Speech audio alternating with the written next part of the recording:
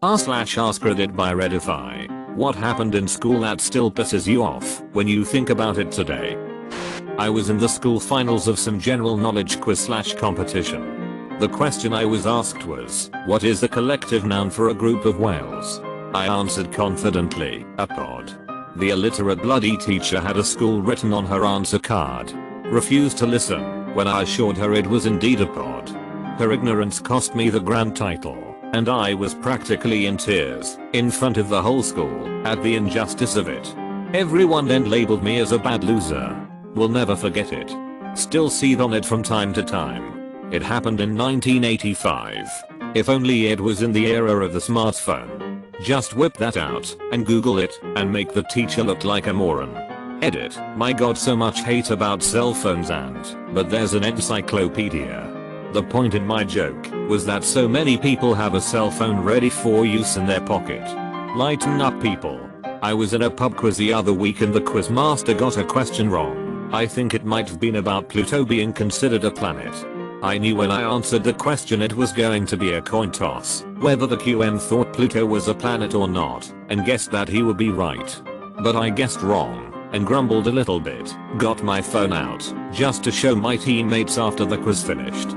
Not too audibly, but the quizmaster happened to be sat near me, and came up all high and mighty, and said that I should be in charge of the quiz, if I think I'm so good at it. So annoying. A girl in 3 of my classes was allowed by the administration to have her cell phone during classes because her father was dying. I was aware of the situation, since it was happening for a week and she often had little breakdowns. One day, in first period, her phone vibrates while the teacher is talking. He disregards that fact that she's allowed to have her phone and demands she hand it over to him. I believe he said something along the lines of, "I'll read it, and if it's not your mother then I'm keeping it," her phone, for the rest of the class, because it rang while I was talking. Well, the girl flips out. Starts crying as soon as she sees her phone screen. She said no. She's leaving. This starts a standoff between the teacher and her. He ends up blocking the doorway while still demanding her phone. His logic was, if he didn't know it was her mom texting her then he can't let her leave. At this point, she's inconsolable and everyone in the class is screaming at him to let her go. Like, duck your complex dude. Let her go. And he's screaming back, I'm in charge here. To the point the class made so much noise that security came in to see what was going on. Security tells the girl just go to the office. Her dad did die that day and she wasn't in school for a month. The teacher had a leave of absence as well, and we had us of the rest of the year. From then on, students were not allowed special circumstances for cell phones and teachers were not allowed to block students from leaving.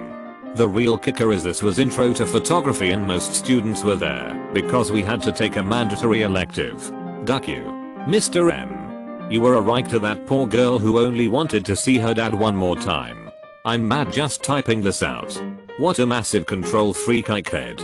My elective class is super important. A teacher told me I couldn't keep a bottle of water in my locker because it could be vodka or something. I told her she could smell it and check. She said, that's not my job, and that I could just use the drinking fountain. I asked her if she would use the drinking fountain instead of a mug/the tap in the teacher's lounge. She wouldn't answer. This reminds me of my old English teacher. She used to not very slyly drink vodka from water bottles in class. We had a former teacher who would occasionally sub, and I'm pretty sure he was running on Irish coffee. A guy threw his cheat paper at me in an exam. The invigilator saw it, but instead of throwing him out of the class he threw me and gave me an F in that exam. This is the most ridiculous thing I've heard today. Yeah. What's an invigilator? I had to pee. Then I asked to go to the restroom. The substitute, full-time teacher for another class, said, you don't have to pee. Just sit down. After a bit more pleading and begging I just peed my pants. I was 8 and totally mortified. What made it worse is that the teacher told my parents that I should have spoken up earlier and accidents happen. I still think I should have peed on her desk. Something like this happened when I was in high school. The kid just pulled the garbage can to the corner and pissed in it. We had a pregnant girl in one of our classes and she needed to pee. She told the teacher and the teacher told her she should have kept her legs closed and she wouldn't need to pee so badly. She stood up, walked over to the door, peed in her pants in front of it, and walked out. He got fired because she had a medical reason for needing to have constant bathroom breaks. 10th grade class. Relatively early in the semester, but getting a 90 so far. One assignment was to make a flash animation.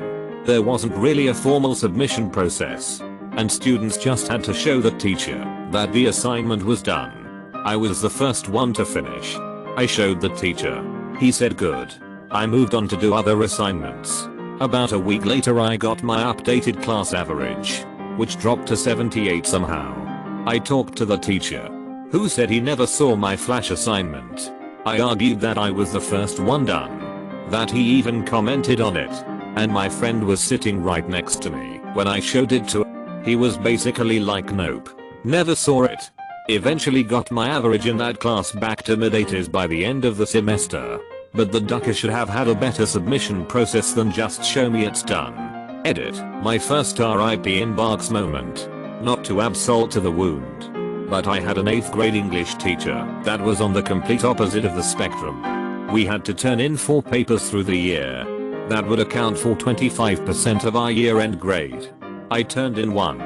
And somehow the guy never asked me for the next 3, but still gave me credit. I did something like this a few times.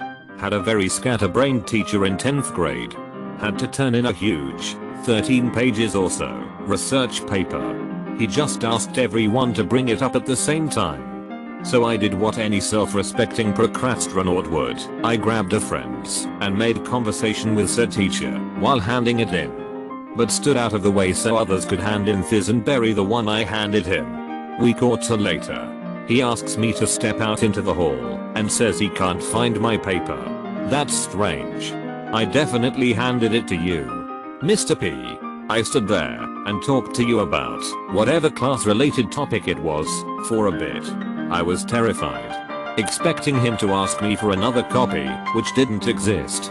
But instead he responds with "That's right. I thought that was you. Wasn't it? HMN. I guess I lost it along with other things he lost. Tell you what. It was my fault and you're a great student. I'll just give you a 95 on it. Next to highest grade in the class. Edit. I agree with most of you, this was a terrible thing to do. And very dishonest move on my part. It was some 7 years ago now. Definitely not the sort of thing I'd do at my current stage of life. My teacher lost my finals then made me retake them while making passive aggressive comments about me trying to cheat. 2 weeks later she found my original final on her desk under a pile of papers. Edit. Whoa. Thanks so much for the support and love. Didn't realize this resonated with so many other people. Y'all are the best. I hope she ducking apologized. Of course not. That would mean she took accountability in her actions. Last year of primary school, I was being bullied on a daily basis. One kid stabbed me between the shoulder blades with a compass. Teacher, seeing the blood through the back of my shirt, declared that I'd done it myself to my mother/eater. Wow. You guys have made me realize how common this is. Thank you. I don't recall fighting back at all as some of you have asked, but I think I'd been so bullied into submission by that point that I felt it was useless. The kid that did it sadly passed away a couple of years ago. In some fate-laden way I'm now a teacher and pride myself on being kinder to my students than my teacher was to me. Some teachers are amazing at overlooking bullied students. One of my best friends was bullied really badly in high school and none of the teachers thought it was worth their attention until she developed a severe eating disorder through the anxiety those little twats caused her. There's nothing more frustrating than seeking help through the channels the school tells you about and then being ignored completely. The amount of teachers that are trying to relive their glory days and make an effort to be extra sweet and nice to the popular kids is also insane. I get it. You had a great high school experience and now you're in a position of power and can be friends with anyone. But it's as if they don't realize they are perpetuating the cycle. Just creating more itty high school memories for another generation. In the 2nd grade our class was walking in a single file line outside for recess. It had rained and was muddy and slick. The class bully, A heavyset mean girl was walking ahead of me. She slipped in the mud and fell on her ass. She jumped up and immediately pointed her finger at me. That Aish said I pushed her. I got detention for a few days and had to spend that recess with my head down on a desk in the teacher's office. I swore I didn't do it and no one believed me. Wow. That was like 1989 or 1990 and yeah. Still pisses me off. Don't worry. She probably got pregnant at 16 and now struggles to make ends meet while working 3 jobs to support her numerous idiot children who were fathered by 3 different men. The sad thing is, this more or less describes the majority of the Aishi girls I went to school with. When I was 16, I started living by myself. One of the things that still pisses me off years later about the first year or so that I lived alone is that, even though my marks were actually improving at the time, there were still teachers who told me they liked me better when I lived with my parents. Yeah. Please teacher. Tell me more about how I should have moved back in with my abusive parents. I liked you more when you were quiet and submissive. Duck that teacher. That teacher is the primary reason why I refused to do any science subjects in years 11 and 12. Make sure to like and subscribe so we can watch together.